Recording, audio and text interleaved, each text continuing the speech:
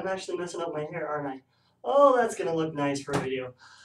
One proportion confidence interval. It's a special episode because I've got allergies and they make me talk funny. And I noticed that a lot of students have allergies. So let's say we survey 100 students and 24 of them suffer from allergies. Um, if you're watching this in the middle of winter in Larrabee where there's no allergies because all the plants are covered by snow, I'm very jealous. Please do not tell me that. And if you're the type of person who never has allergies, just lie and say that you do so that we don't hate you, okay? I love these kinds of questions, especially on an exam, because it's so short. It's like 2 sentences long. It's very common during the exam for a student to raise their hand on a question like this and say, hey, I don't have a standard deviation. Well, that's a clue that this is not beans, this is proportions. So my first step, I want to find out what my z or t score is going to be. It's going to be z because this is proportions. Proportions is always z. If I want 88% in the middle, then I have 12% on the edges together. Split that in half. I have 6% on one side. You should be comfortable doing this. If you don't know what I'm talking about, there's a bad side. Let's go look at the z table.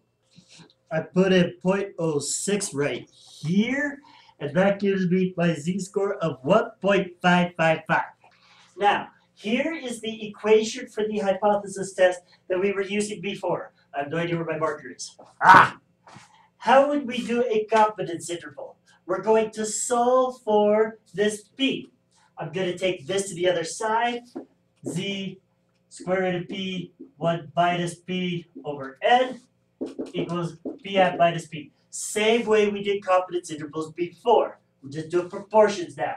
And then I'm going to add this to the other side, subtract that to the other side.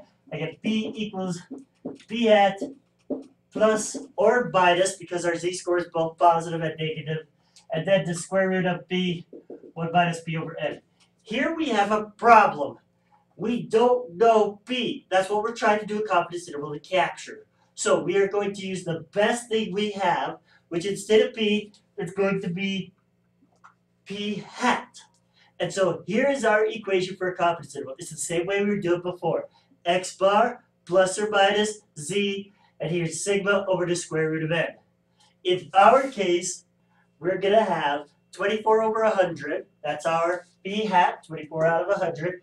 Plus or minus, we looked this up, the 1.555, square root of b hat, 1 minus b hat over n. This is the first time the confidence interval does not exactly match the hypothesis test equation, because the hypothesis test equation uses p's, whereas the confidence interval uses p hats. That's the first difference we've ever seen between those two. Now, if you're trying to do this in your calculator, it's going to be a little tricky. You want 24 over 100, and then you'll do minus first, you'll do the plus after, the 1.555, square root of, and some calculators automatically do the parentheses, some don't, but you do need all this in parentheses. See the red parentheses? These are the ones people miss.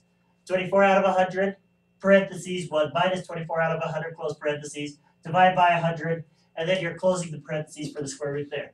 So there's how you put it in your calculator. That's the answer that you'll get. What does it mean? I am 95%, 95. I am 88% confident. It's hard to think when you have allergies. It just messes up your whole brain. So you 88% confident that the number of students who have allergies is somewhere between 17% and 30%.